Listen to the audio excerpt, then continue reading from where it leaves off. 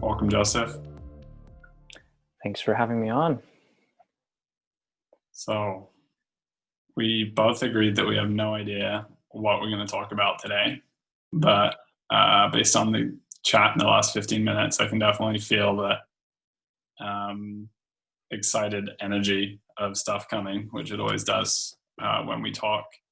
We've been talking for a while now, kind of like conversation partners or something like that, maybe something cooler sounding, but I thought a good place to start might just be like the nature of how this event has come about, because I think it says a lot about like how we met, about the circumstance of where we're at and what's transpiring in these like kind of emergent community conversation spaces. I don't know. Do you want to kick it off or should I? Sure. Okay, so yeah, like how did we come to be where we are right now? Well,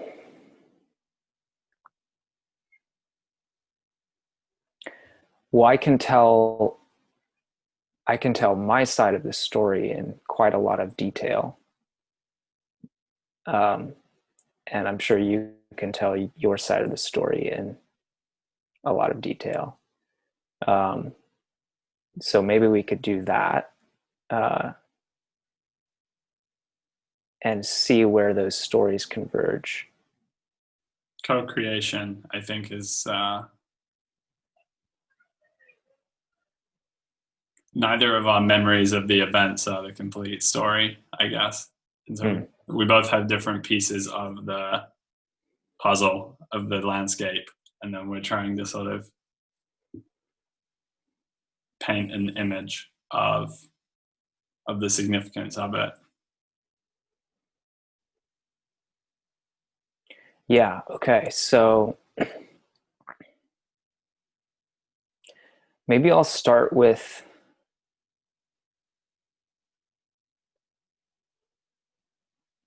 there's so many places I could start, but maybe I'll start with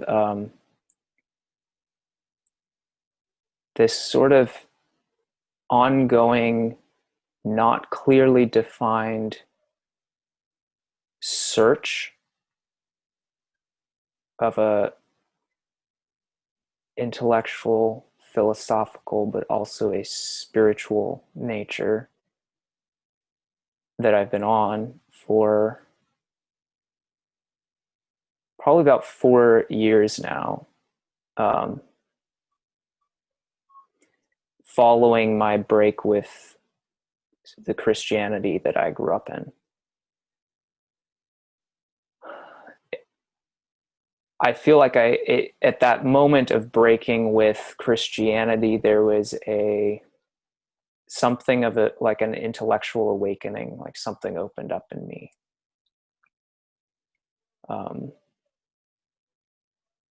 And I was very open about that whole experience on social media, on Facebook primarily, in which many members of my Christian community, not just my hometown community, but also extended family and family friends, were observing that process and occasionally, interacting with me during that process. And one of the questions that would come up was, how do you define right and wrong without God? And there's a way of looking at that seems a bit silly. Like it makes the question look a bit silly. And I sort of saw it as a silly question. Like, are you suggesting that the only reason you're not raping and pillaging and murdering and all of the horrible things to the people around you, the only reason you're not doing that is because you believe propositionally that the creator of the universe has commanded you not to. Something didn't quite seem right about that. But there's a deeper there's a deeper way of engaging with that question and taking that question seriously. And at the time, I don't think I really understood the full significance of that question. I know I did not understand the full significance of that question. But I decided I'm going to take it seriously, if for no other reason that I'll have an answer to give. So I thought I'll write a blog post in answer to this question. How do I define, how do I discern right from wrong in the absence of God? Which turns out to be one hell of a question. Kind of epic. It's like Martin Luther's 95 Theses on the Door. Thesis. Yeah. Theses, just to clarify. Yeah.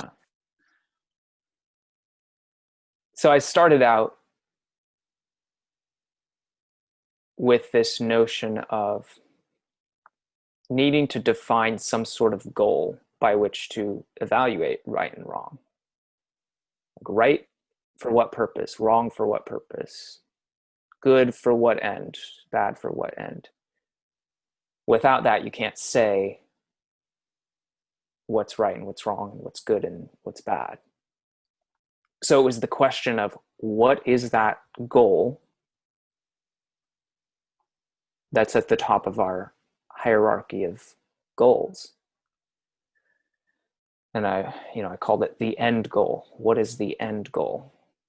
And I didn't even immediately establish what sort of what level of at what level I was referring to in terms of the systems I was talking about, like a goal for whom or what. I didn't even say anything about that at first, but I ran into that problem. Like, I can talk about a goal for me, a goal for you, a goal for the people around me. Like, am I talking about for all of humanity, for all of nature, animals? What am I talking about here? And so it got into this question of, where is the boundary between one system and another in terms of the goals that they have, and ultimately what's that end goal? So just to bring this down to maybe a more so I read Richard Dawkins' book Selfish Gene, which actually turns out to be really relevant to this question, because for Richard Dawkins, it's all about the propagation, like each gene. That's the level of analysis he's looking at, is the level of the gene. And the question of the end goal comes down to, what's the goal of the gene? And it's to propagate itself into the next generation. But there was something I soon saw, that there was something overly reductive about that. Because, like, wait a second, the way that a gene expresses itself in the emergent phenotype depends on the other genes. There's an interplay here, an interconnectedness.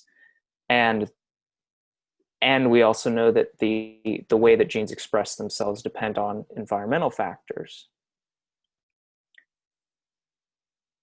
So it's not just, there's both this bottom-up emergence and this top-down emanation. of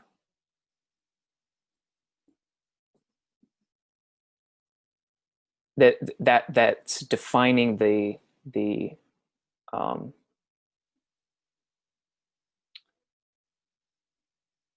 well, anyway,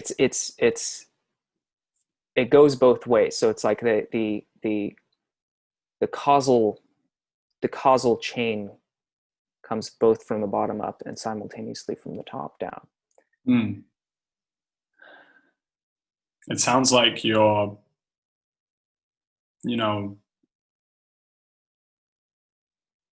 atheistic track, let's say, actually led you into some very deep metaphysical, philosophical questions just within like the Dawkins thought process. Like, Yeah. that you kind of began to become oriented towards a process philosophy or something like that. But then I'm also feeling, hey, there's some kind of Christian flavors here. There's some continuities of what you're talking about, emergence and immanence, that we could perhaps unwrap in a Christianese kind of language of, the God of above and the spirit of below, or whatever other kind of orientation. Yeah. But I didn't see it that way. Like I didn't, the Christian grammar was not a part of that process for me at that point. It's only been later that I've sort of seen the patterns become infused with that the Christian flavor again. It's like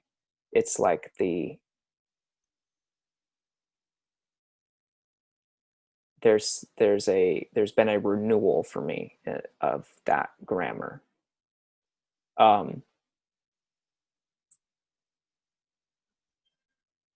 But at the time, it was very much a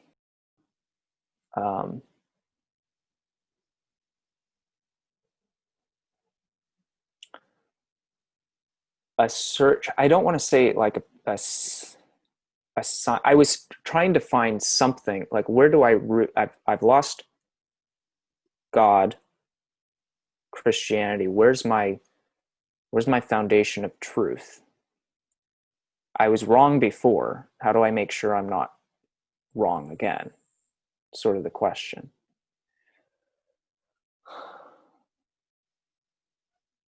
So science was a big thing. It's like, okay, well, science sort of is the progress of science speaks to its own validity. But I increasingly came to see, a la maybe Jordan Peterson and the intellectual dark web from there, that whole circle, that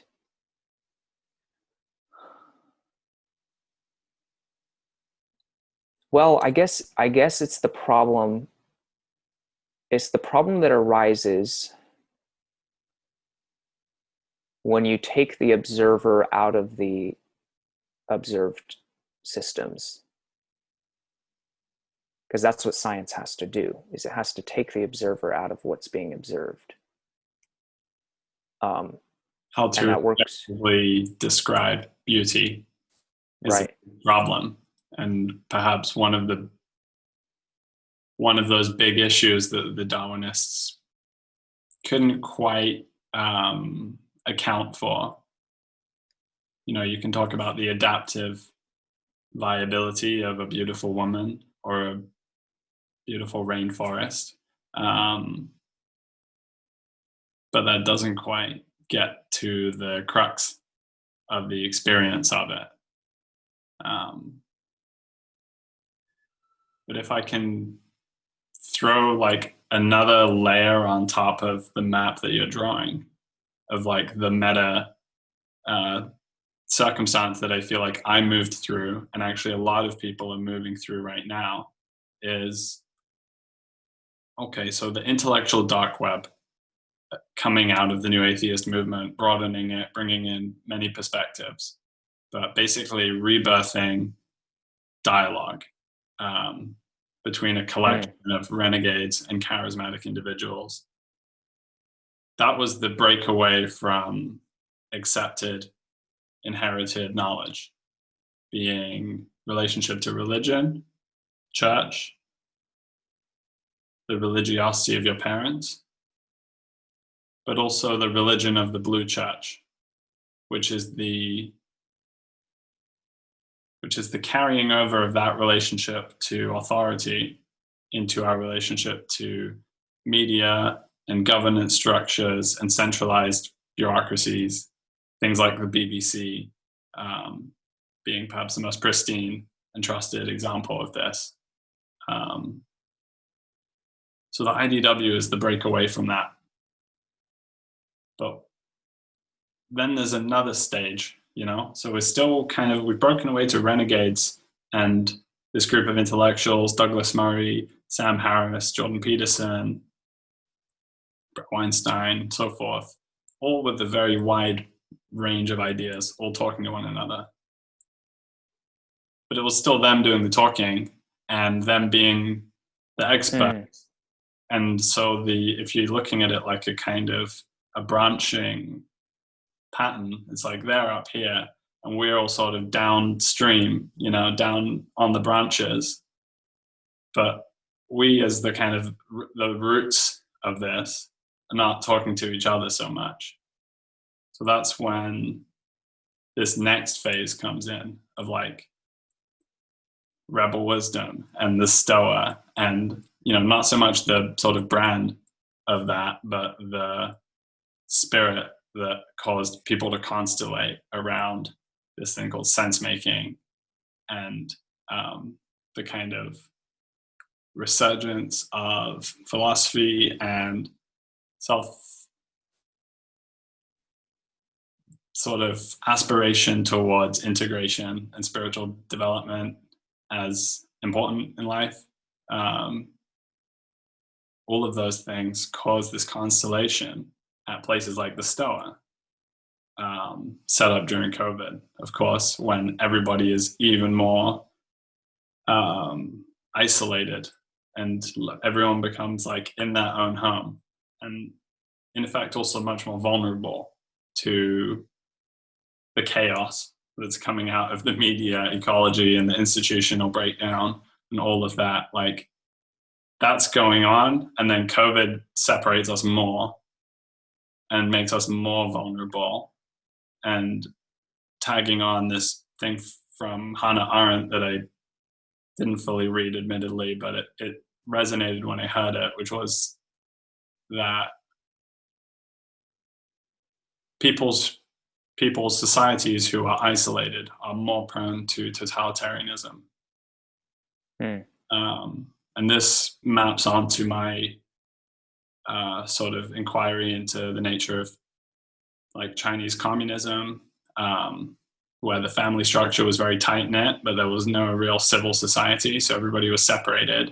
It made it very easy to make it kind of all of us separate nodes in relationship to a godlike state. And so we're really in an effort, I guess. We're not necessarily conscious of what we're in, but we are in something that has brought us together in these contexts where it's like, okay, I'm interested in this thinker and you're interested in that thinker, but actually what's going to happen is we're going to cultivate the horizontal aspect of this, It's like Sam Harris is up here, Jordan Peterson's up here, and then down here there's us.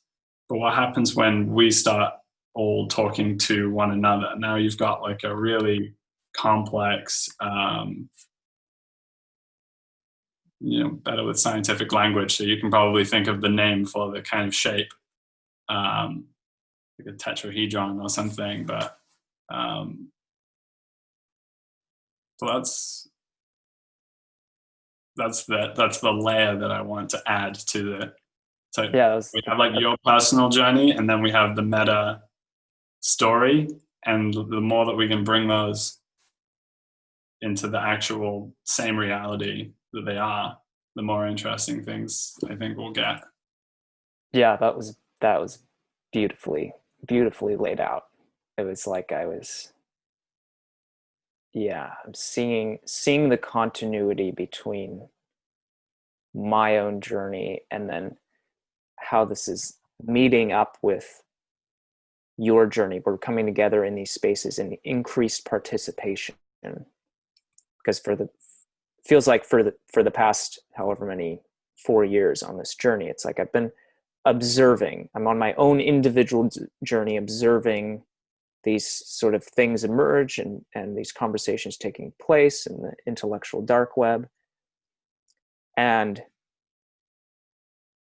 increasingly there's this sense of actually participating and being involved in those conversations, bridging between the individual journey that I'm on and the collective journey. And there's something that does, that sort of continuity within myself, that does something that's important.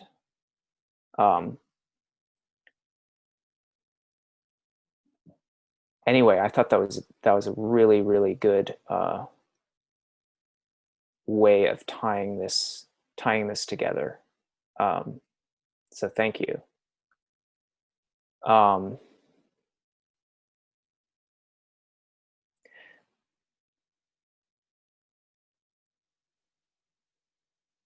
So yeah, I'm not sure where to continue from here. Yeah, I feel that too, but not from any shortage of areas to talk about. Just feeling like, wouldn't it be cool if, I feel like we're busting open like a fourth wall of the podcast by just like actually not feeling that we're captured by the momentum of it, and we're actually just hanging out in a way, which is what we usually do on our calls. So, Mm-hmm. and I think what characterizes our conversations is like the total absence of pressure to get anywhere or any particular objective. Well, I'm noticing I feel a little of that pressure right now,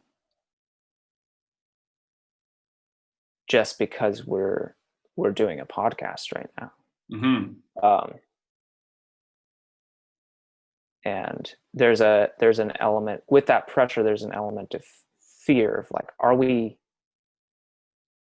is this making sense? Is there a coherence to this conversation?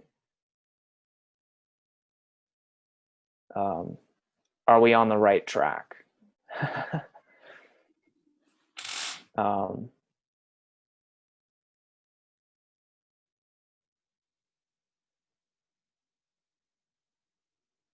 So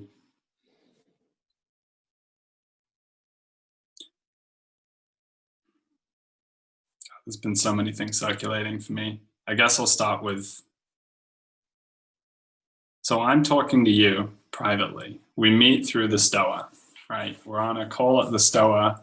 It's a collective circling kind of event where people just show up on this call, and Ria is a very experienced facilitator, but the culture of these spaces is kind of understood but non-explicit, and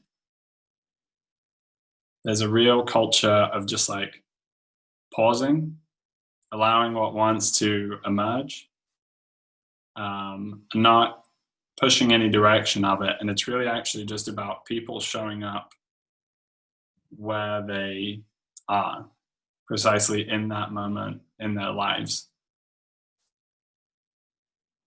which somehow is a generator function for intimacy, connection, like emotion. Like I've seen people have real like emotional relief and release in the context of these calls that actually they can't have in other collective spaces. So the emotional, the personal, the vulnerable, the not knowing, the not quite sure, all of that has been sidelined by the culture of the blue church expert situation into the private sphere where it actually is in our actual lives with our families, girlfriends, friends, and so forth.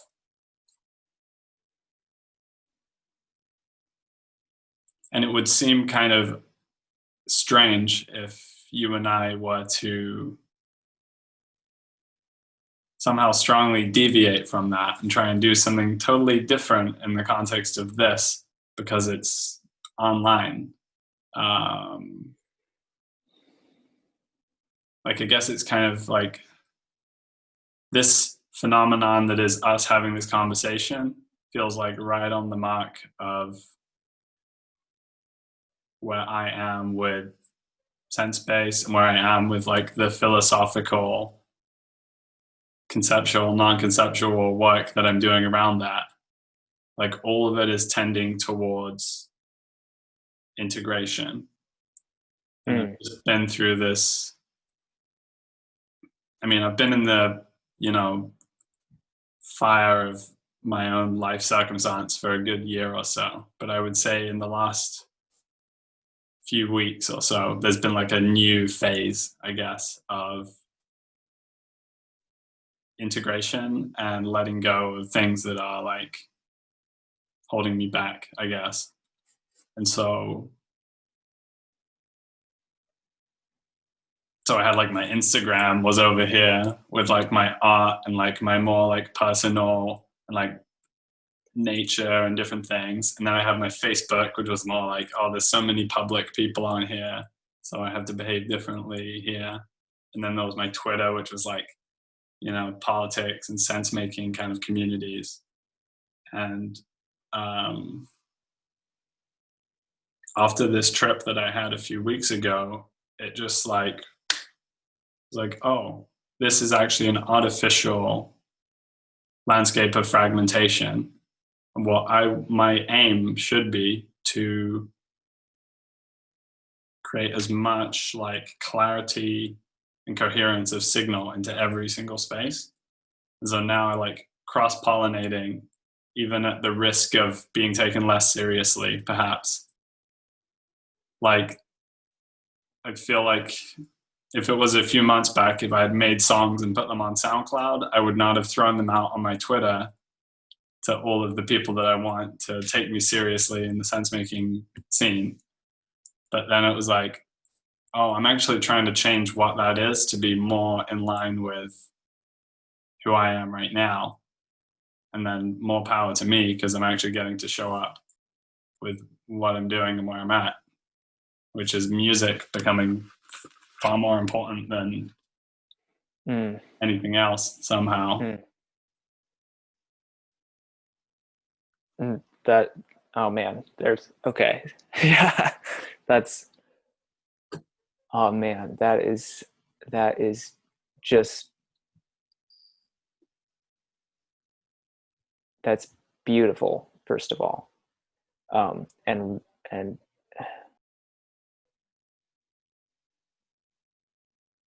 yeah, I feel the same.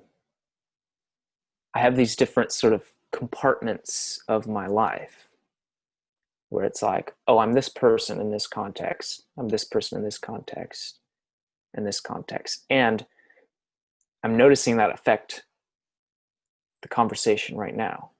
Because it's like, this is a public conversation. This is going out to certain people that I have in mind, and in the context of my relationships with those people, I'm a certain person. and I have to look a certain way. And there's like this very strong tendency to bullshit myself because of that. And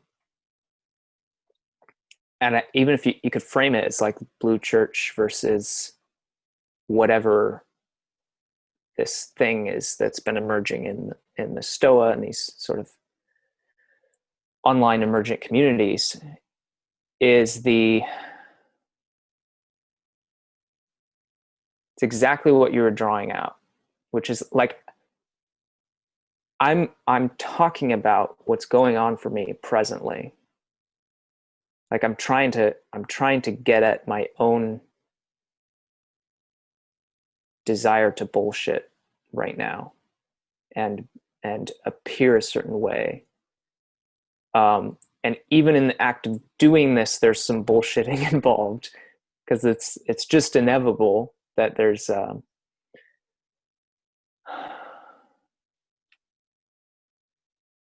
I'm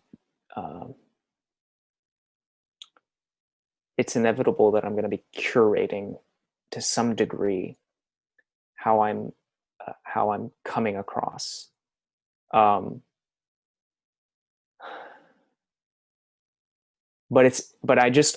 I'm just noticing that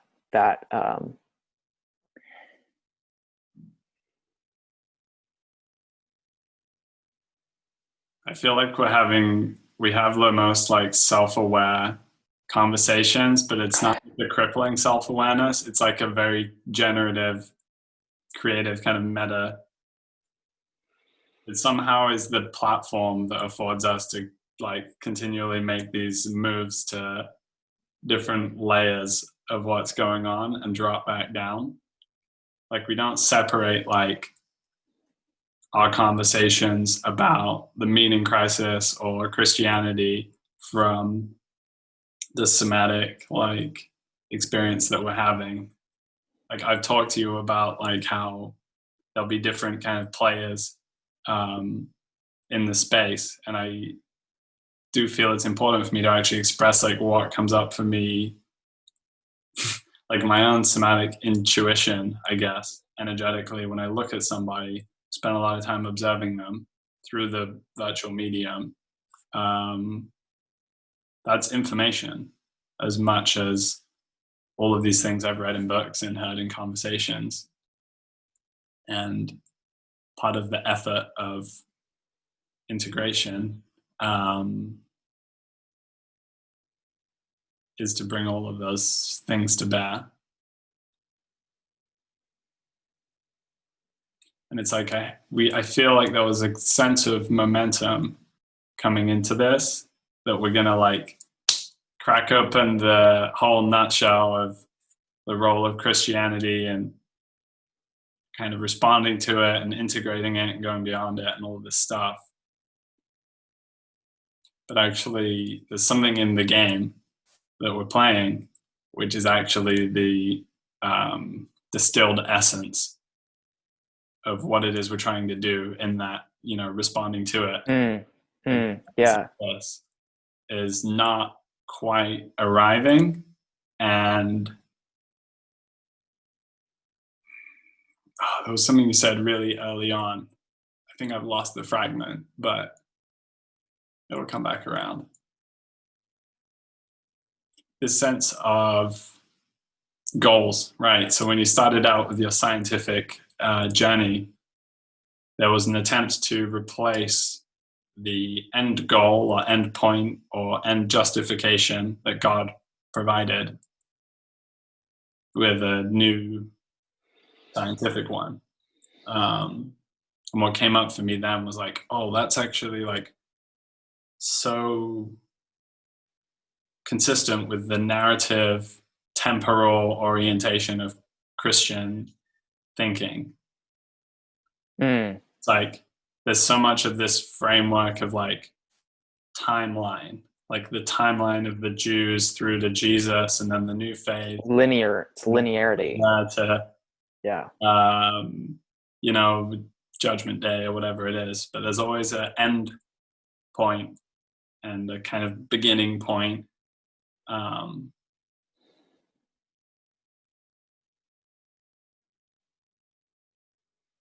Yeah. Yeah. Okay. So I want to draw out something that I'm noticing about myself as we're talking. There's a, there's like, I'm here, but then I'm also like, okay, now let's get to the conversation, which is very interesting because we're having the conversation Mm-hmm. right now. Mm-hmm. But there's some sense of like, okay, but wait, this isn't like that. There was a different conversation we wanted to have, like an impatience and this desire to force something that's not yet ready to be said. Like there's something, we're settling in here, we're working things out, and i'm like I'm like dealing with that tension right now of Mm. like just letting go of the whatever expectations that I was probably unaware of coming into this, of what we were going to be talking about. Wow. That's kind of ecstatic. Like as you're describing it, I was like, oh, I actually felt some physiological relief come over me Mm, because I realized like, I mean, that's actually the orientation in life that I would like to have, right? Is to let go of the perpetual concern about expectations. How am I going to reconcile making money with being who I am creatively? Um, this is like the most recurrent one for me because I'm in the position of having left a job and not moved into the new thing yet. So,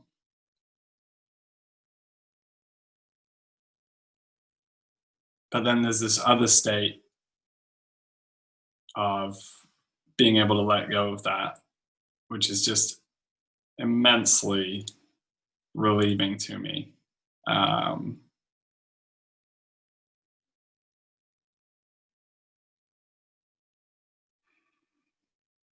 but is that state a state of arrival? Have we then arrived somewhere in some way, in the same way that the Christians, are so mm, oriented towards the arrival? Is arriving at not knowing and letting go of what's coming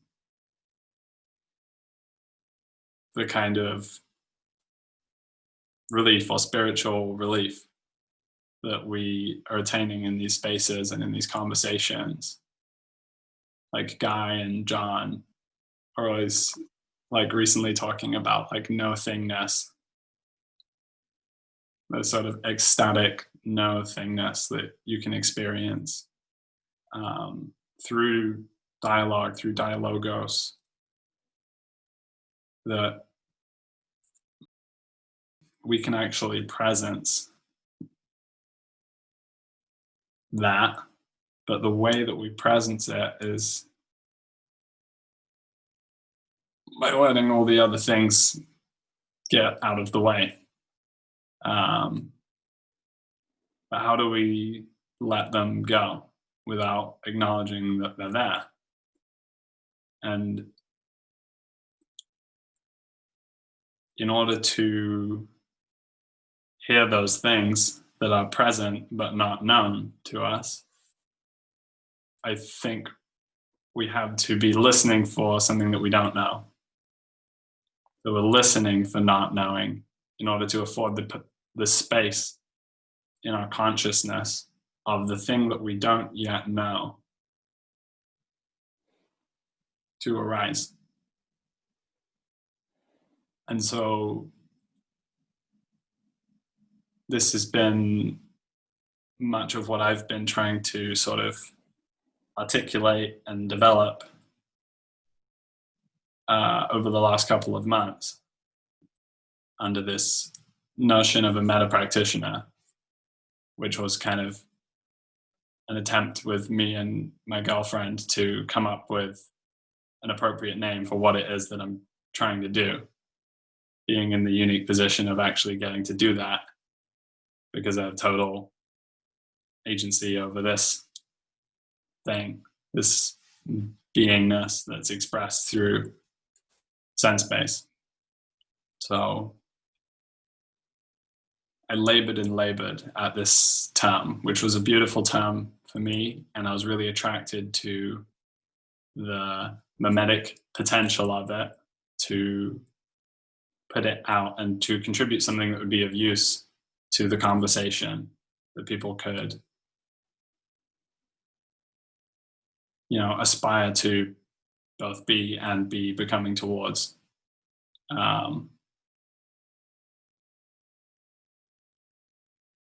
But what I realized in the struggle of that was that I was becoming attached to it.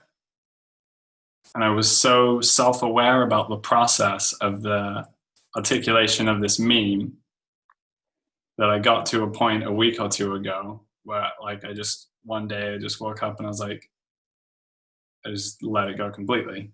And I had changed all of my social media to say metapractitioner, and I changed it to conversational artist, which was much more like open and accessible.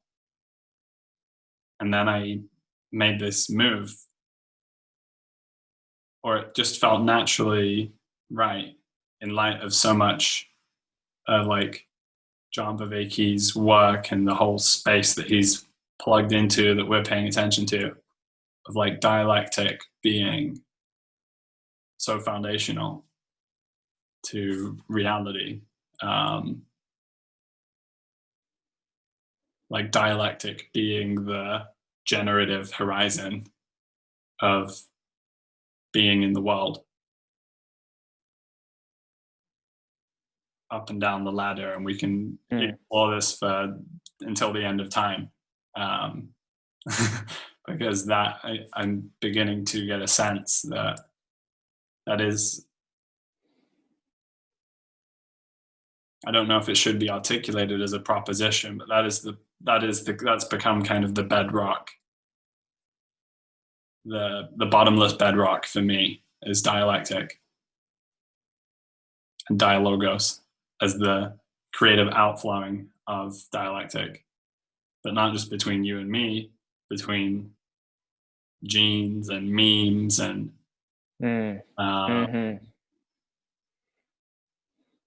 in-breath, out-breath. You can kind of encapsulate much of the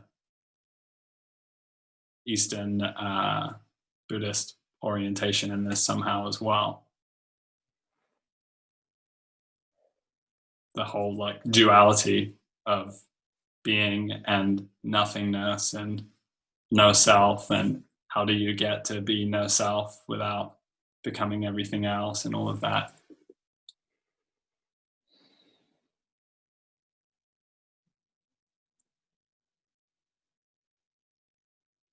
So now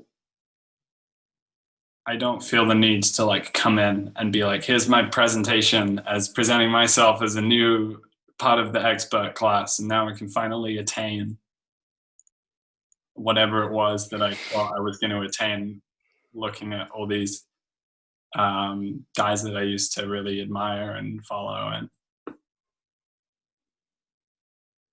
I don't want that as much anymore. And I'm realizing through the sagely example of John that dialectic can be the end point, and it doesn't really matter, and playfully using the word endpoint, but it doesn't matter where we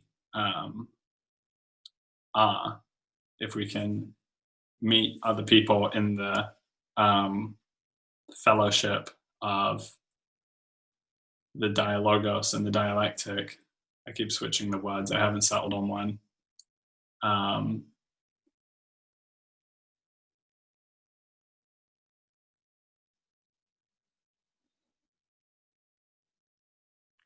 And just leaving it open like that. And so I'm now bringing this term, this meme, to bear in these conversations, and I'm saying, let's talk about what it might be together, because I'm not, much like the best, the Declaration of Independence or something. I don't know. I think many of these great texts had many hands in them.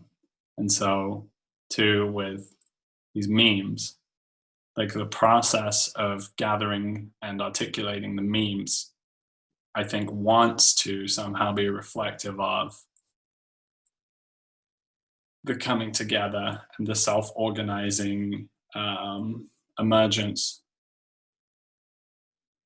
in this space, and the way that it's manifesting in between people as this kind of spirit of not knowing, intimate, intuitive dialogue.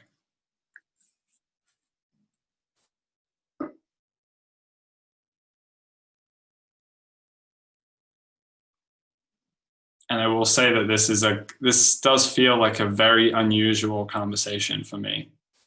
Like it does feel like we're doing something slightly different to what I've done before. Because usually I come in with a lot of I do my best to let go of everything that I want to talk about, want to say, want to come out of my conversation with this big name person in order to then be more present for it.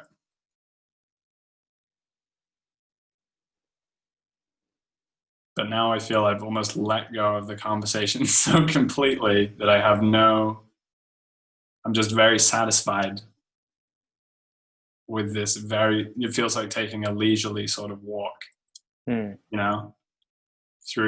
the hillside or something. Like we could be walking for hours and hours. We don't have any sharp endpoint.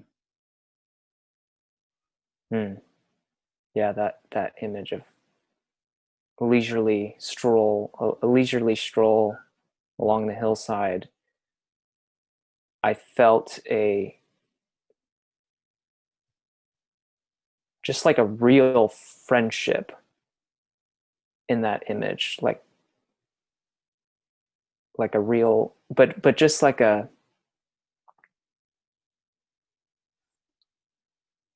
kind of friendship where no words need to be said.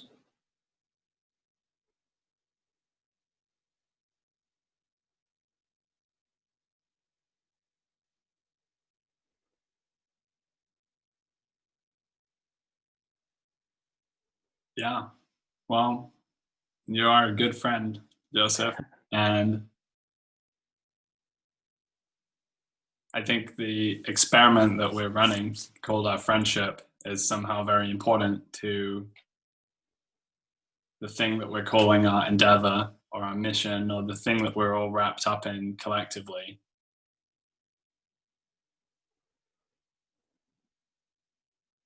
This community, I think, must rest on unique and meaningful friendship. It mustn't rest upon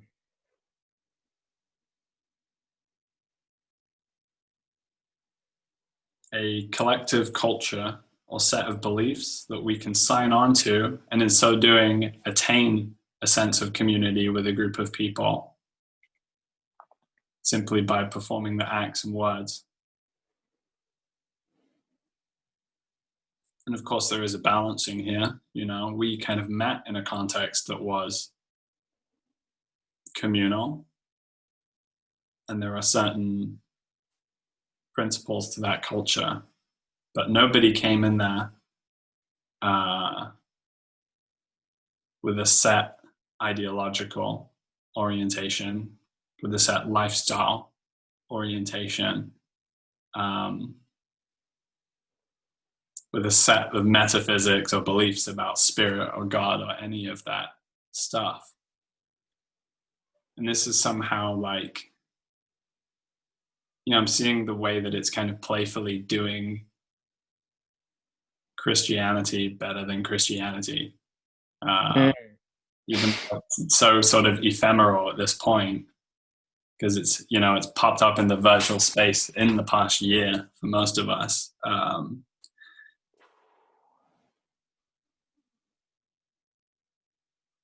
Show up, be kind, be oriented towards your betterment and the betterment of others, and understanding those as the same thing, hopefully, eventually. And that's it. That's the foundation. What comes out of it, what creative energy then emerges, we have no control over. And the church has always really, been characterized by a spirit of acceptance. It's a big open-armed hug bringing you in. But what is it bringing you in to? Is it bringing you into becoming yourself, becoming who you might become, and then letting you go? Or is it bringing you into an institution, the church, the community from which you're going to stay, hopefully, and hopefully that community is going to grow as well. There's going to be a growth of it. And this community is going to rest upon your shared commitment to certain propositions or precepts, ways of speaking, things that aren't questioned, behaviors that aren't sanctioned.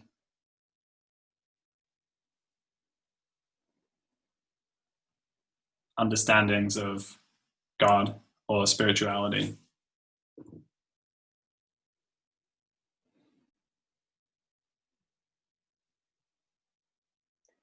So there's a word that's coming up for me again and again that's actually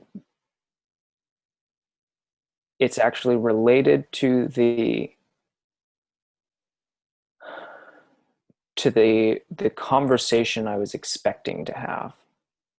So I'm like seeing a connection there between what's emerging here and sort of my expectations for this conversation. And what was sort of alive for me in the days leading up to this conversation. And the word is idolatry. And there was something you said,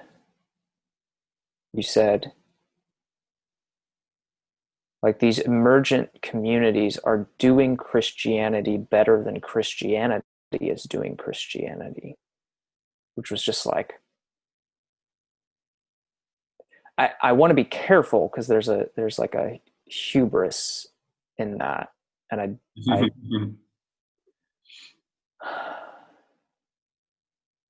there's a way of hearing that sounds really off. There's also an experience I've had that speaks to that, experiences I've had that speaks to the truth of that.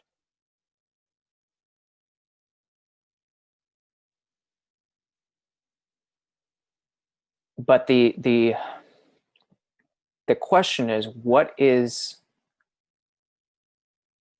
Christianity doing that's making it do Christianity poorly?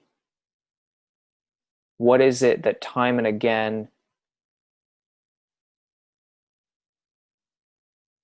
organized communities fall prey to that brings them out of alignment with the logos? And it's the perennial problem of idolatry. And there was something Jordan Hall said in his conversation with John Vervaeke one of the two most recent conversations, I don't remember which, and I was already thinking it before he said it explicitly. And he said, narrative is idolatry.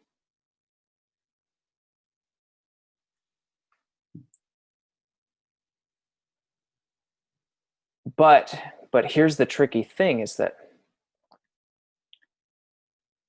you can make an idol out of this dialogos thing as well. You can make an idol out of the conversational artistry that you're engaged in. And it was like you were talking about how you almost started to do that with this metapractitioner label. It was like, this is a thing I am, and you became too fixed of a thing, and you were too attached to it. And there's something about the label of conversational artist that has there's more humility in it, and there's more of a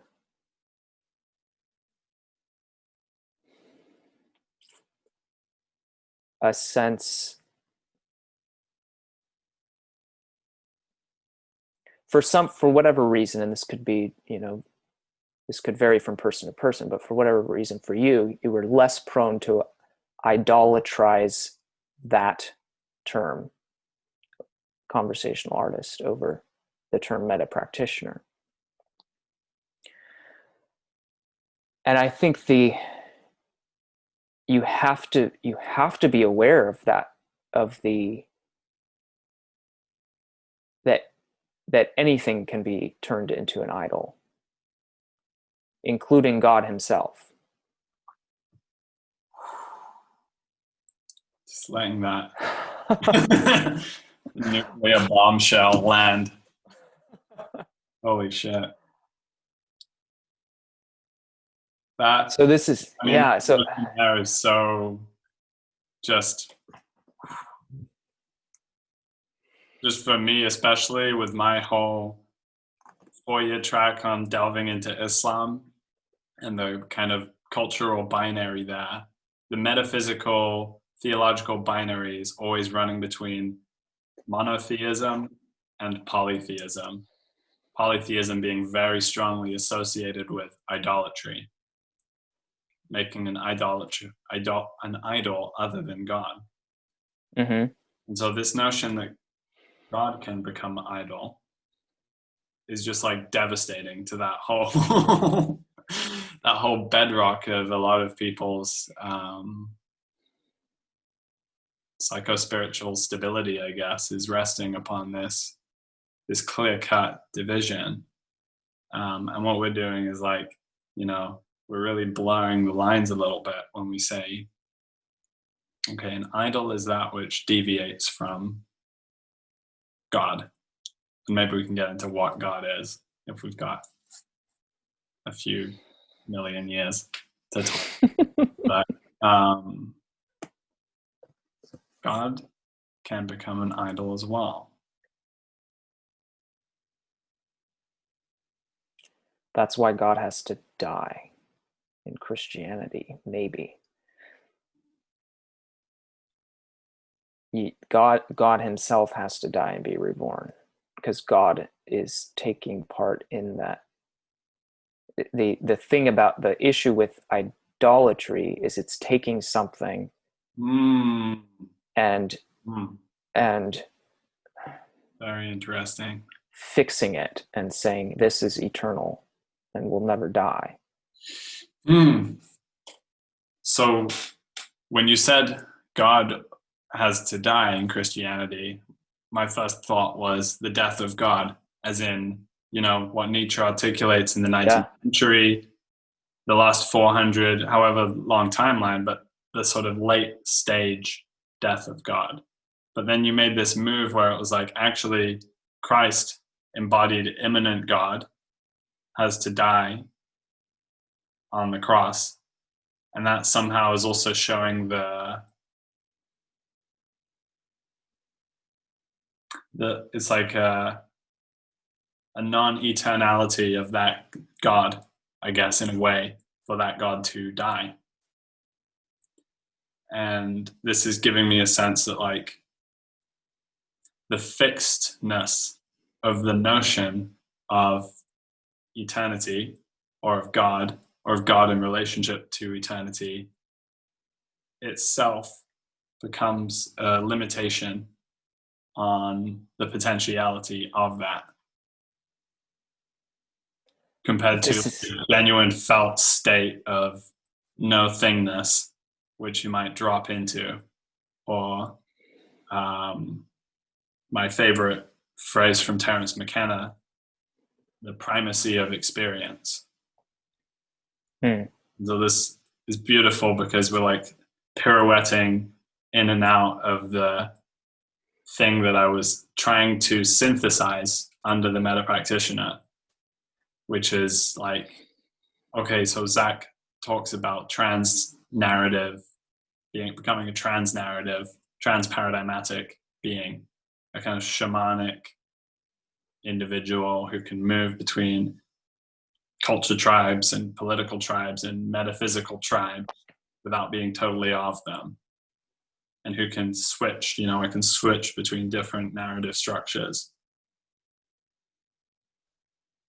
But then there's this other move that's the move away from narrative altogether. Right? This is the admission that narrative itself becomes the idol that we're holding on to. Like the idol is like, something that you can kind of clasp and hold up in the air and wave to everybody else. Like, I've got the thing. It's right here. It's this golden calf. It's this altar piece. It's this, this prophet, whatever it is. There's a move from that narrative idolatry to the non-narrative, the state which cannot be encapsulated in narrative, which I'm going to call direct experience. And so the metapractitioner, as I would propose, he or they, she, whatever to be, is not only trans-narrative in a shamanic sense, but also periodically in dialectic between experience and narrative. Yes. Experience being that which it cannot be encapsulated within narrative. So I go into direct experience. Hopefully I can achieve that through my day-to-day sobriety, but with a more rigid mind, it might require LSD or something of that nature to initially encounter what is meant by the primacy of direct experience. The sort of rich, ego-dissolving, ever-expanding territory that we walk through every day without perceiving. But then we can't dwell there forever because we're not gods. We live in a somewhat material landscape that we have to move through. And we have this like whole thing going back to sitting around the campfire, beginning with song, and from song perhaps moving then into story, and from story into written text, and from written text into Abraham and Ibrahim and Jesus being a kind of revolutionary counter movement inside of that, I guess. Christianity being like a perpetual revolutionary state within the Judeo-Christian lineage.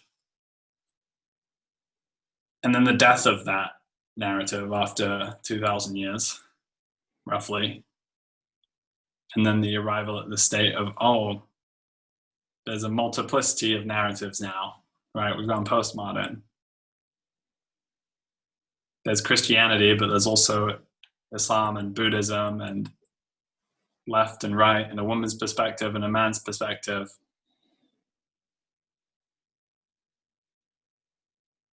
and yet somehow there's like a lack of, like, there's a fragmentation in that, and there's a lack of center of, like, there's a certain relativism which seems to give rise to like dishonesty, or lack of relationship to direct experience, because I can adopt the postmodern understanding and articulate it very well without really understanding my own life, what I've actually experienced, or going through the phases of development.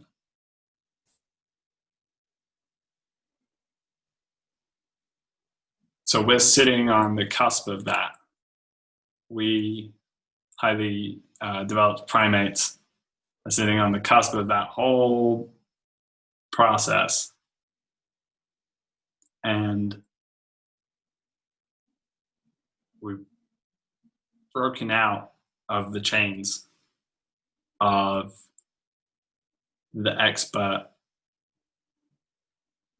authority relationship, at least for now. And I'm bringing back something far more archaic of the circle, of the campfire circle, right? So what this is what we're doing right now. I'm going to talk to John. John is an expert, and he's earned his teacherly authority. But if I'm being truthfully integrated with the metaphysical interrelationship understanding that we're getting at, this conversation is totally in dialogue with that. It's of exactly the same importance.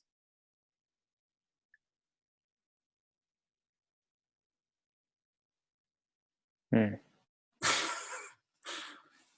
don't know how I feel about that. Whereas my monologue left you. What was that? Whereas my monologue left us. Ooh,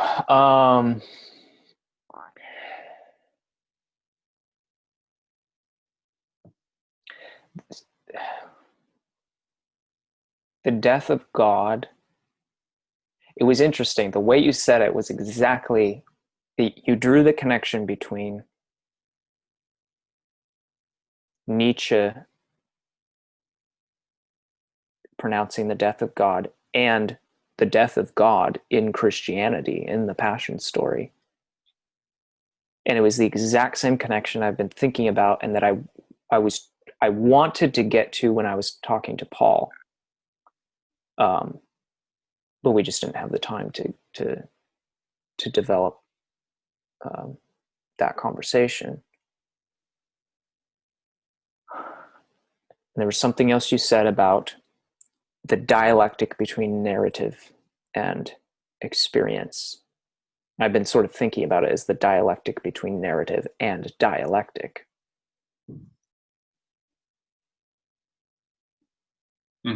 So that you're not making an idol out of either one. You can make a narrative you can make an idol out of narrative, but you can also make an idol out of dialectic if it stultifies at the it stultifies at the propositional level. At least that's sort of how I've seen idolatry taking form, is you frame it propositionally and you say, look, I found the thing. This is the thing we've all been looking for. Come, join me, follow me, follow this thing. But you're not actually practicing what it is you're holding up as the thing to be practicing. And this is why Christianity can be bad at doing Christianity, because beautiful thread. Being let's see.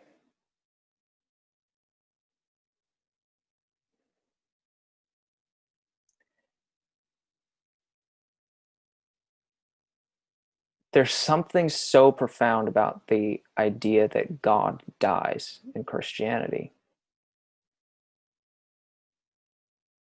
It's like a gesture of this is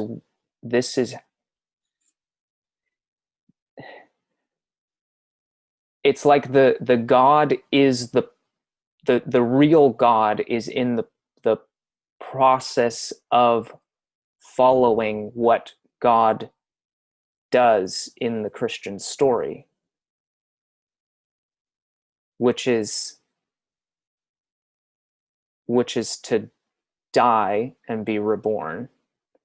Um,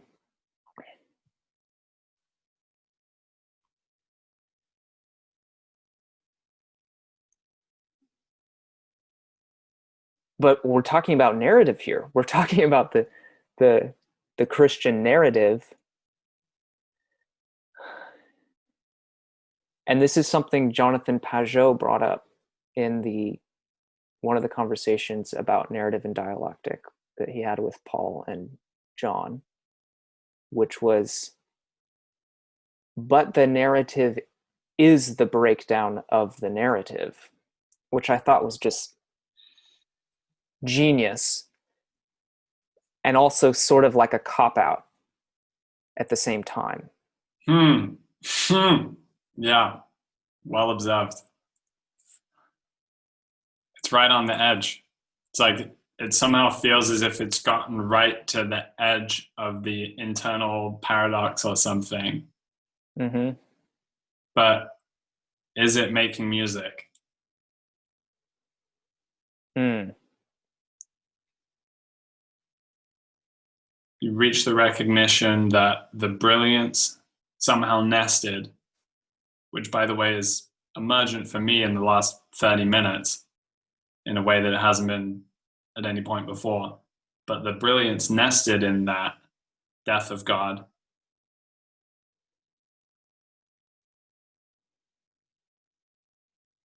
the end of the breakdown of narrative being the narrative itself, which has this perpetually revolving element. Tom Holland talks about Christianity as in perpetual revolution against itself throughout history.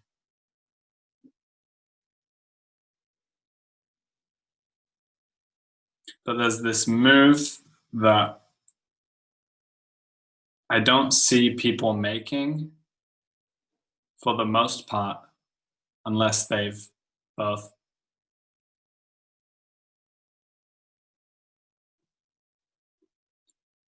not just deconstructed and reconstructed, as Paul was saying, but entered a state of ecstasis in experience, which utterly obliterates narrative of Christianity. Like, I was walking around in Athens for 3 months during COVID, and I was hanging out a little bit by the Agora and the Parthenon. And I observed how in the sort of foothills around the base of the Parthenon, you see the ancient Greek temples. I'm not great with archaeology, but I would say, 3000 BC, so 5,000 years old, perhaps. Might be totally wrong with that. And then you have churches from 900 AD, which is so far back for us. But in the context of walking through that, I had this sense of like, oh, there was this whole thing before Christian meme arrived, before that came online. And then that, that Greek temple, that 3000 BC, whatever it was, that's actually so late in the story of humanity and being emerging out of the creative forces of nature. It's like a very late stage mimetic organizing thing where we built these beautiful man-made structures and somehow imbibed them with the essence of the divine. But in so doing, suggesting that it's in there. or behind the velvet curtain. Um, Mm. and so here we have another Christian metaphor, the tearing of the curtain in the temple. Mm. God is no longer confined to the temple.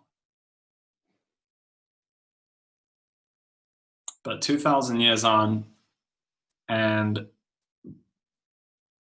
death of God aside, people still are finding themselves between the temple and the narrative, or potentially facing a meaning crisis, a sense of isolation, and a lack of the fulfillment of the embodied meaning of human beingness in its fullest.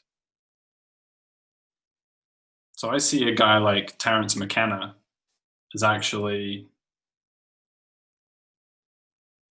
one in a series of individuals who have somehow transcended this. And, you know, there's issues with Terrence as well, of course, but who have transcended this narrative place and broken out into the raw creative forces of being, and then dropped back into narrative, and then dropped back out. And they've been in this dialectic between being and narrative, such that the flow of the narrative itself begins to become imbued with the rhythm of being. And so then Nietzsche, in his magnum opus, Zarathustra, takes Christianity and somehow re-articulates it in this journey of Zarathustra, who's going sort of up the mountain to God and down the mountain to the people and up and down and up and down. A friend of mine, ex-partner who was doing a PhD on Nietzsche, was getting a lot of insights about this text. In particular, that there was a musical structure, and that it was actually structured because Nietzsche was an enormous fan of Richard Wagner, the composer, who my friend told me had a cult following in Europe at the time, like a religious level following. And Nietzsche was part of the cult of Wagner, and then, you know, was writing praising philosophical texts about him, and then totally broke away and was disillusioned. I think they had a punch up over a girl or something to that effect. Highbrow, but basically. So Zarathustra is written with this musicality embedded in its structure, and it's got this up and down, in and out of community, in and out of civilization and into nature, and this like journey of continual self-transcendence throughout the book. And so I think it's significant that Nietzsche, being one of the sort of greatest, although perhaps perpetually unsatisfied minds of the last few hundred years, ultimately went to art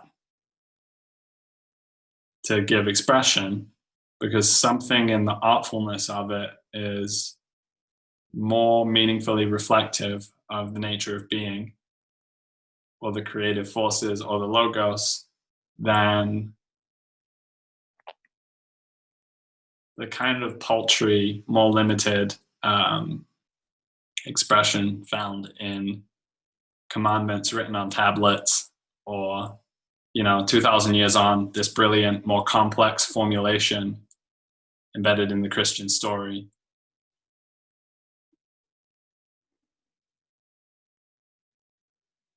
Yeah, I wanted to make a connection with that because I've noticed my own writing becoming increasingly more poetic over time. And it's, you know, it's just trying to articulate the developmental journey that I'm on. But it's like over time, it's like I can't express it properly unless I just sort of gesture to it very subtly. Like it's the way that I'm gesturing to it that is the thing I'm gesturing to. That I'm the way that I'm gesturing is the thing I'm trying to gesture to. That's what I'm trying to say. And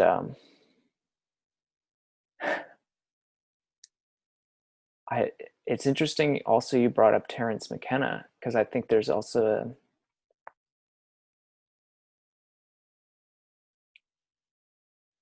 I mean we could talk about psychedelics for sure, because there's a big the same pattern that's happening in this death of narrative, and this narrative that you previously thought was ultimately real leaves you in a meaning crisis. You don't know what's up and what's down. It's that same thing that happens, it's happened to me, where it's like,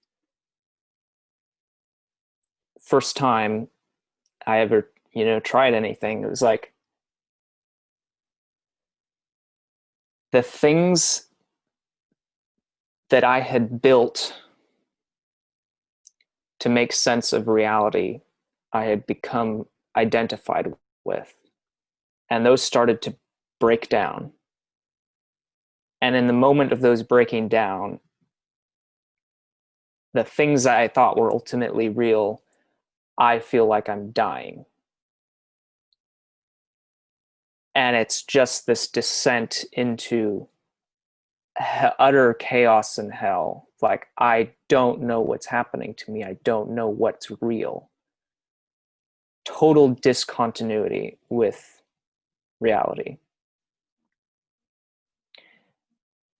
This particular experience for me, though,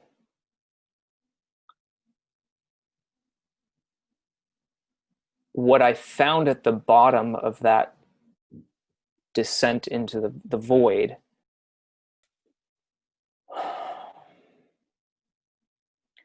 I could look back up and I could see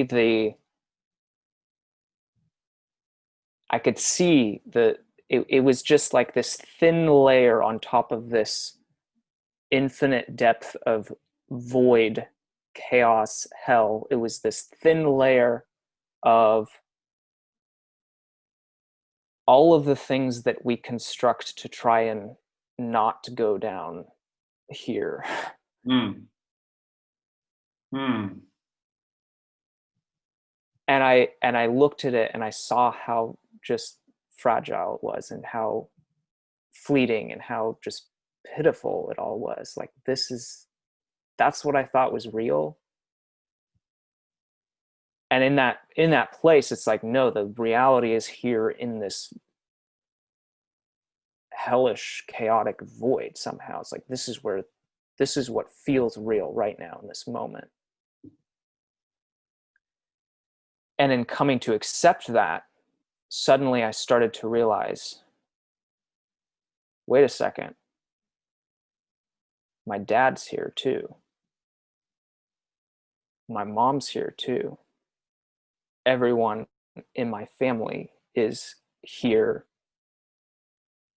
And I feel that connection. I realize every single individual that I've ever encountered is here. Every creature that's ever existed, the flies buzzing around my head. It's like, they're here with me in this void. And then it's no longer a void. And there's something that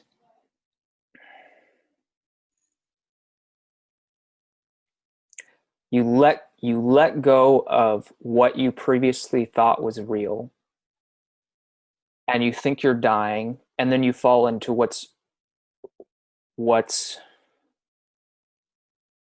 really real. And there's something about, there's a faith, the word faith keeps coming up.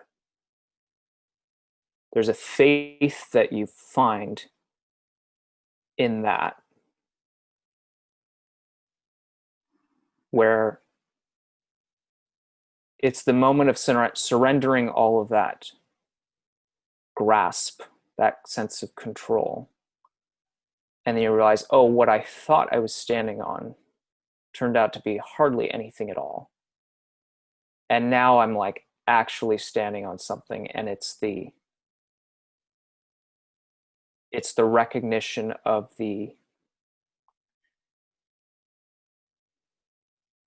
well, for me in that moment, at least, it was like this interconnectedness, agapic interconnectedness of all things. That was real. And then there's like, what was previously hell became like this vision of heaven.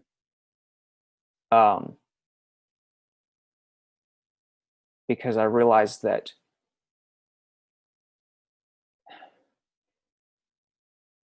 it was like heaven encompassed hell. That's the vision. It was like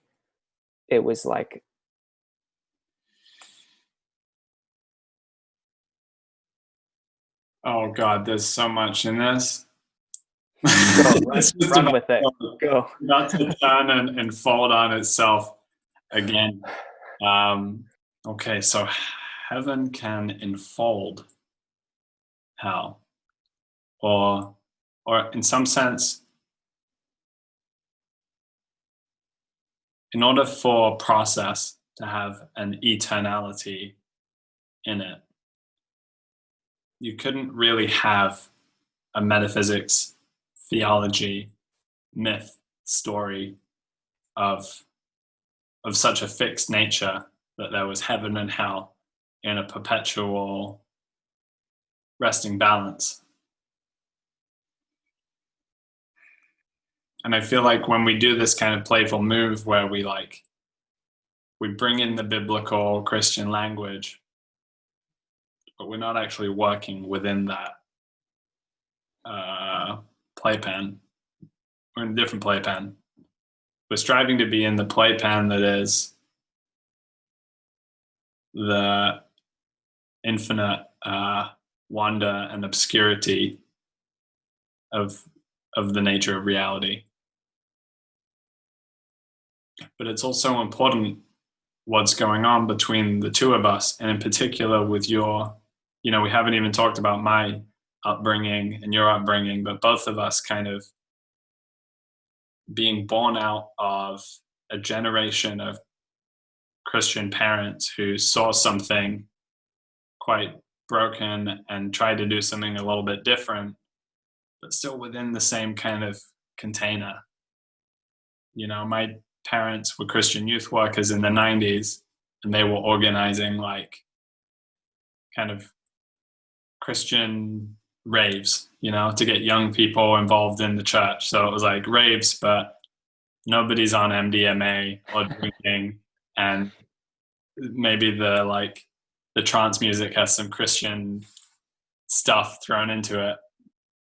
And that's kind of funny, but there's something in it about the way that Christianity is like a meme complex is operating. And it's something I totally see in my research on Islam and my understanding of Islam, is that it's kind of doing something very similar,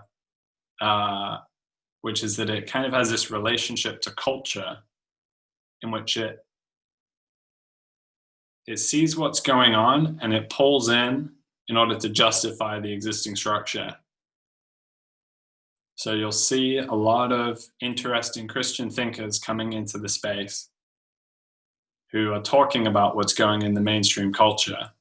They're talking about Kanye's album, Jesus is King, and et cetera, but there is a defined end goal, I feel, that's motivating this. There's a kind of knowing, and the engagement with what they don't already know is somehow in a process of integrating it into and enhancing what's already there.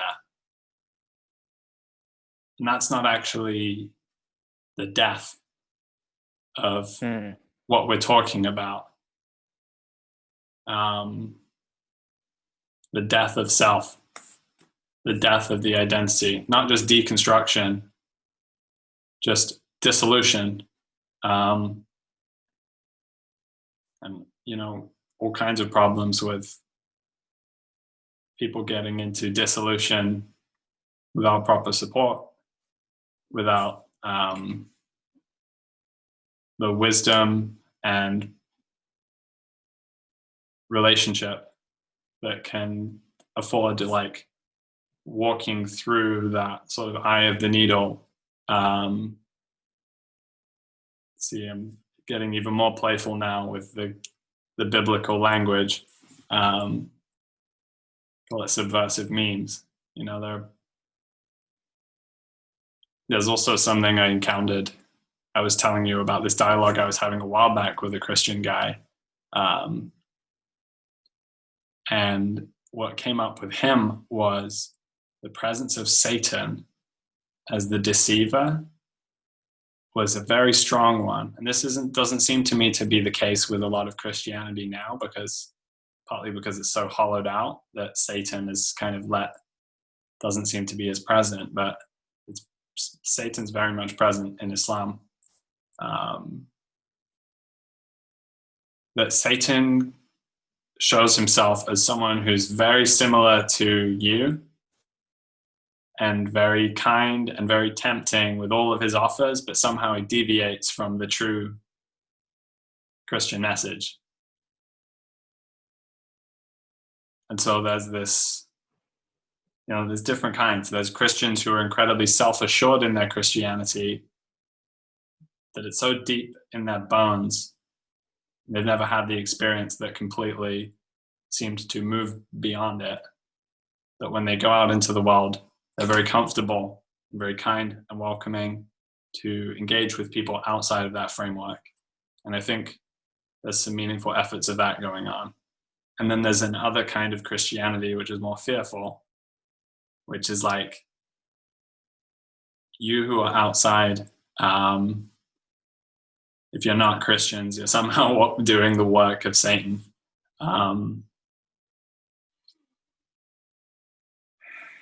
So in bringing this,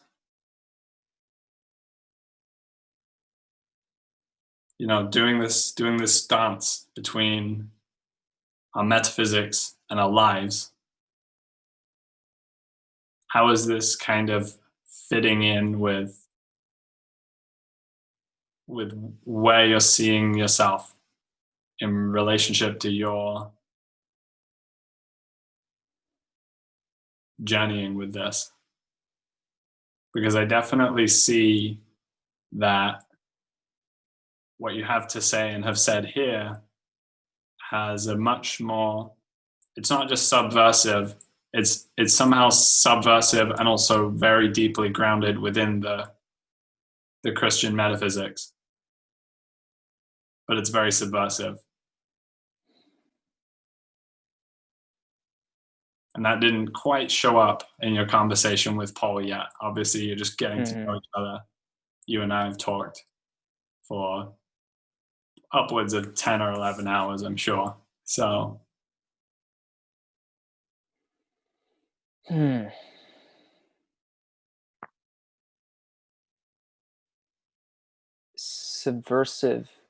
subversive is not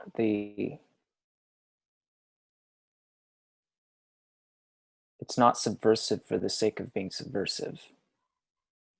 That's important.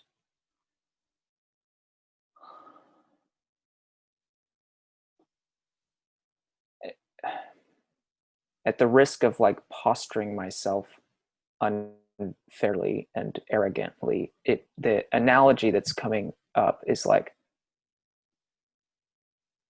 a parent who sees a necessary developmental step for their child to make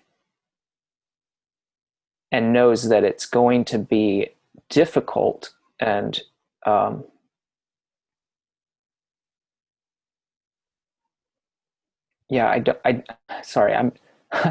don't want to posture myself as the parent in that I'm realizing how much arrogance could be read into this, but this is the image that's coming up. Is there's a necessary developmental step that needs to happen that's going to be painful and difficult, but it's like, I want to be what the parent is supposed to be in that process, which is this agapic force holding the space for that to take place, and being the, helping to ground that process so it's not a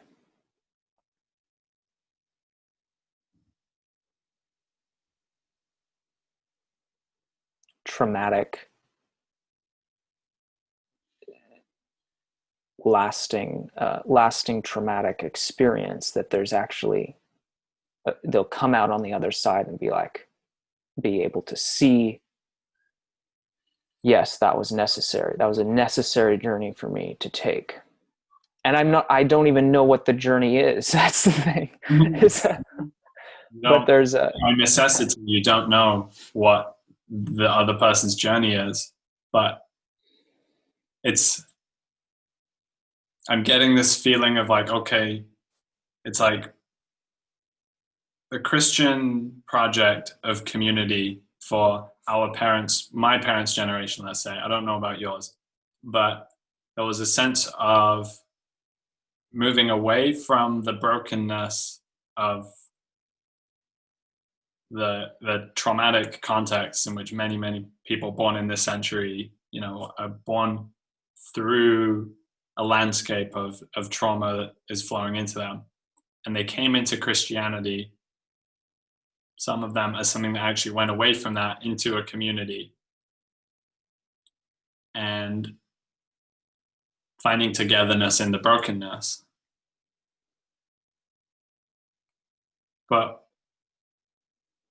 This is going to link in with the parental part, because there's something about the experience of you and I and a number of other people that I know who, during this past year, let's say, especially with the context of COVID and people coming back to the family, we find ourselves having had access to psychedelics, having had access to certain possibilities and containers that afforded personal transformation that most of our families haven't had even a peek at, especially if you have a kid when you're really young or get tied down with something. So we're kind of coming back. It's not the like abandon your life as it is and go out on the pilgrimage. So obviously the pilgrimage and the exile is important, but we're talking more about the homecoming.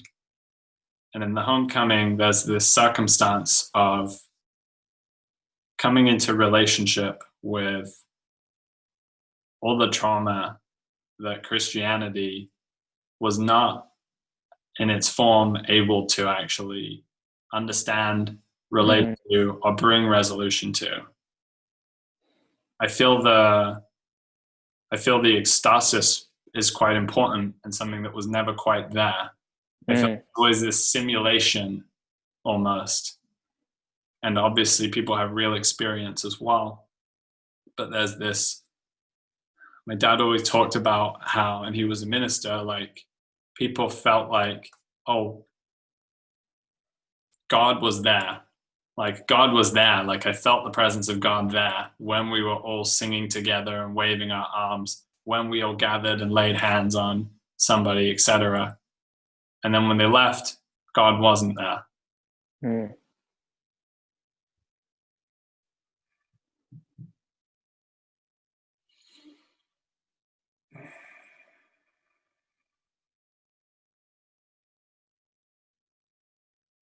And where there was ecstasis, which for the most part, I don't feel like you really do get in a lot of those contexts, especially in the Anglo-European context, there's so much emotional restriction. Like, where is it that you're really breaking down and dissolving into dance and song, like in a way that's not confined to Christianity, but is confined to humanity in relationship to being, music. That's what it is.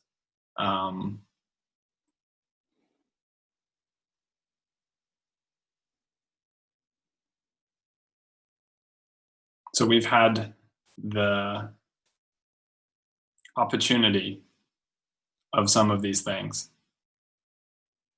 And now we're like, how do we relate to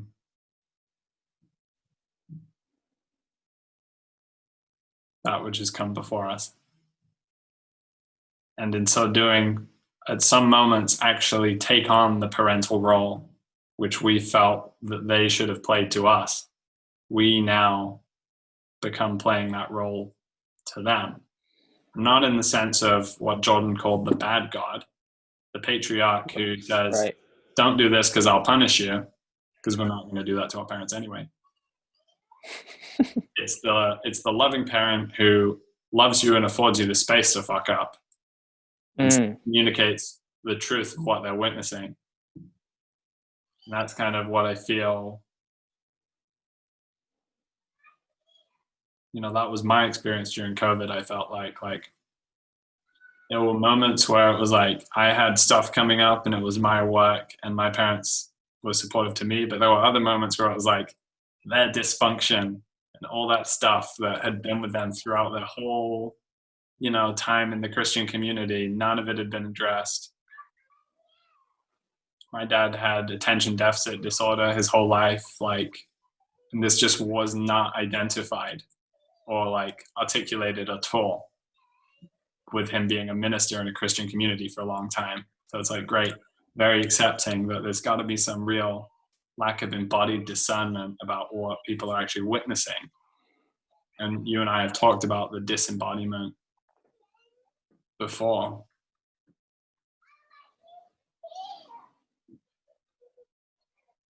I think I can hear kid nephew in the background. They're trying to get into my room here.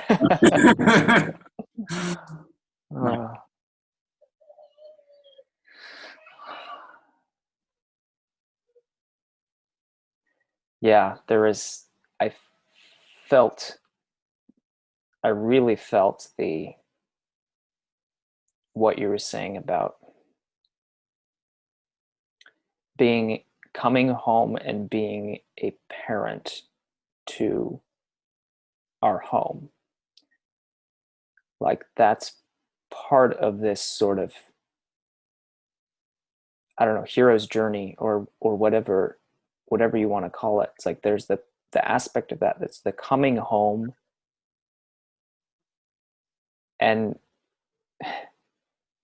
trying to lovingly share the treasure that you've found on the journey, with the difficulty that treasure is being perceived by your home, your village, as a weapon, like a threat that's coming from the outside. Because it is. To be fair to them, it's going to shake some things up. But it's necessary that it does so. And trying to afford coming into right relationship with home, and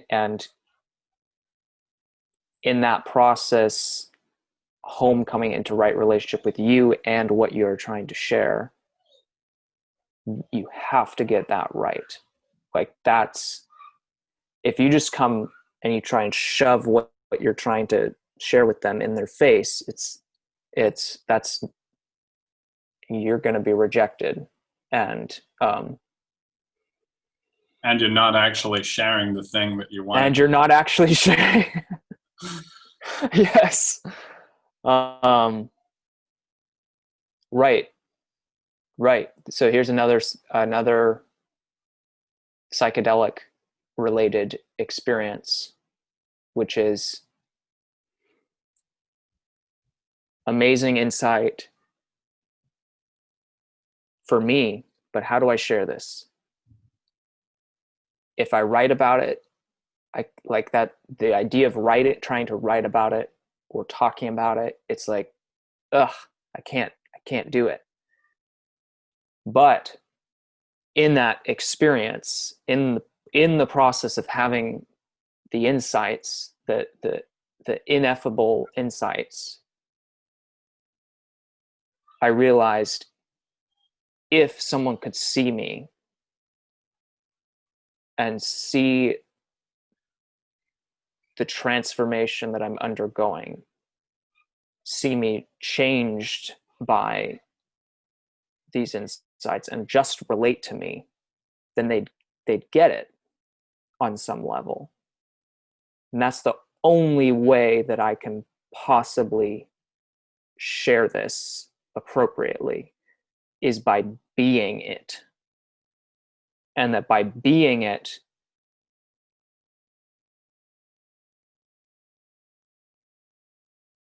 it's the treasure is who I am. That's what I'm bringing home. It's like, I've, going out, slaying the dragon, finding the gold, bringing it home. That's a process that's going on in me. And the gold is the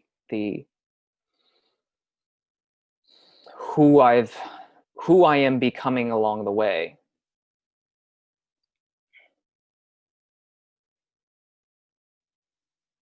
But it's so easy to make an idol out of that. It's so easy. I've had the same feeling of like, God, I just wish that that the circumstances would become ripe for me to share in these experiences with my mom or my dad or siblings or whatever. And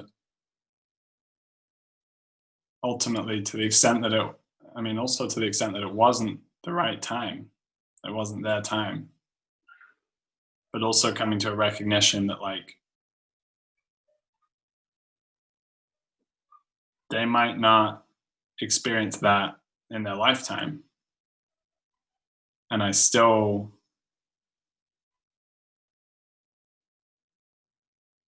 want to comport myself with the fruits of that.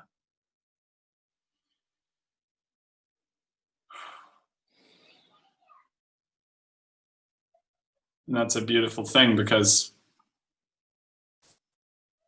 I don't need you to believe what I believe or to have seen what I've seen in order for us to play or jam or be present to one another.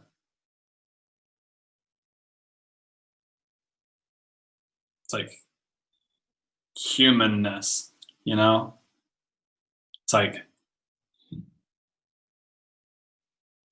two human beings encounter one another on the African savannah, and they greet each other not on the basis of tribe or what religious group they've come from, but just on the basic humanness. And I don't want to, overblow that, because of course we all have to develop through these stages and that can't be rushed. But I would playfully put a blessing on what it is that we're doing.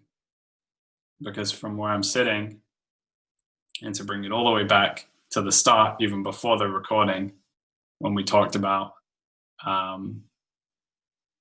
sitting down at the family dinner table during this time in America, the marriage that is represented between red and blue is a complete fucking mess.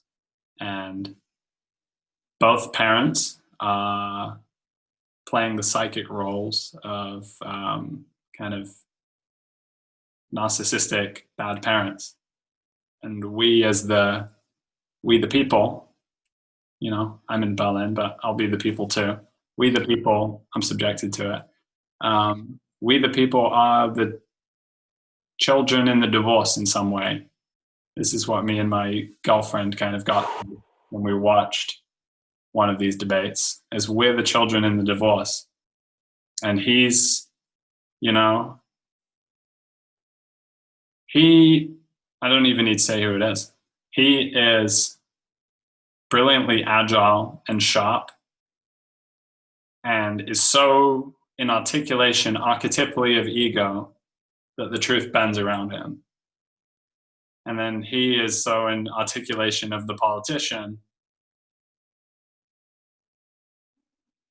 that you don't really know who he is. It's like, on the one hand, it's like dad is a really kind of a bad guy, but there's something attractive about him. And sometimes he says things which are true. And then mom over here is saying, everything dad says is a lie. Listen to me.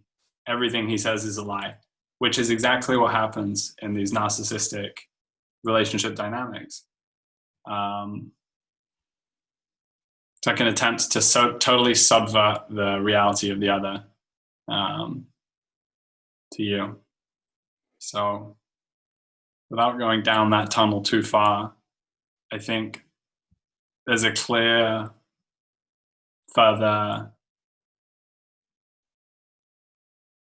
intermittent aspect of the chaotic symphony of right now, from the personal and the family, the nation state and the collective, to the metaphysical layer. And perhaps in future, we can even be moving more between those. But I just hope that we can do all that we can do at the time that we can do it. And there's not much more we can hope for than that.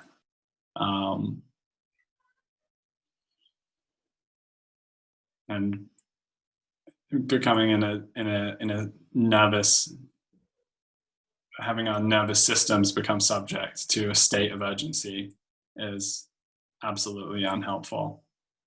Well, that's the unfortunate reality. So remembering the death of God, I think somehow will be our aid in that, in developing that relationship to world that is oriented towards letting go, towards presencing the piece of the map that's not known, and maybe even growing that piece of the map to become larger and larger, until doing perhaps more humility, more wisdom, all of that good stuff.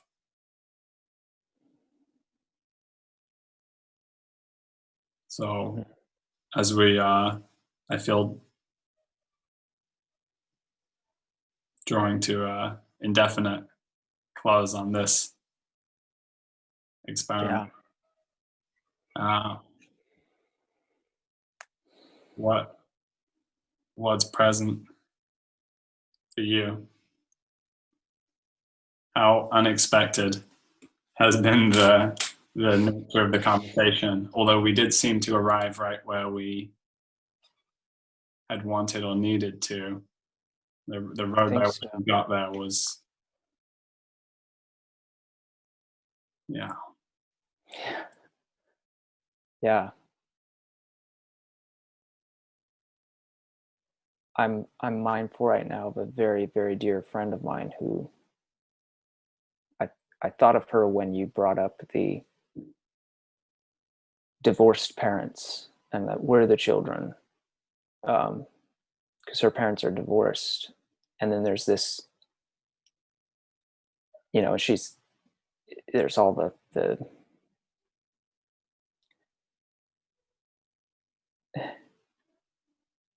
hell that comes with that of trying to figure out, how do we be a family? And that's the question: is how do we be a family? Um, and it's interesting too, because conversations I've had with her, there's I've had a lot of conversations with her about death, and specifically her fear of death. And so everything you were saying just then is like she was just present in my mind of like, this is so resonant with what's going on a bigger scale here. It's like we're dealing with divorced parents who were never really good parents to begin with.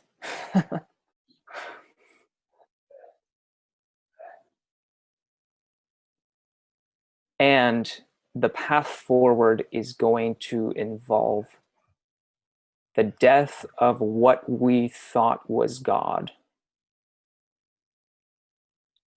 And that's terrifying.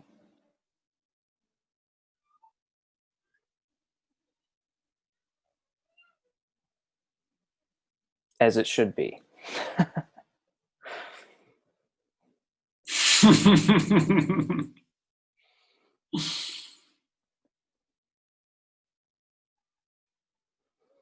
And yet we're laughing about it. So it can't be all too bad. Yeah. Yeah.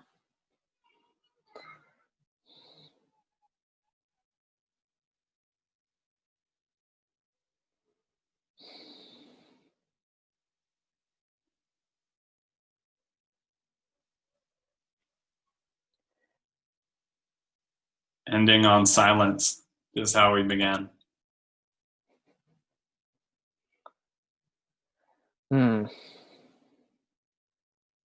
I think the final thing I'd want to say would be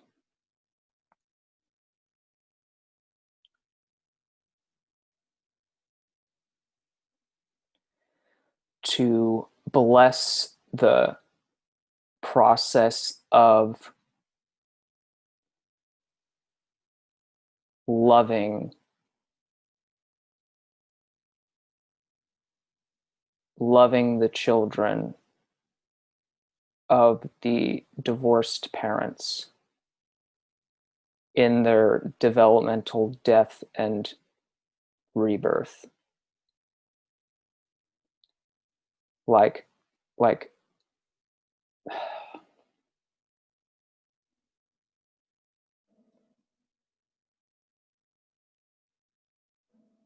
it's just a prayer that wants to be said, like, God, help me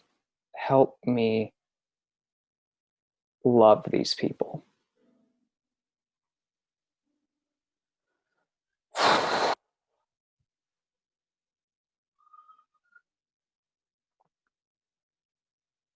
And on that note, I'm going to stop the recording.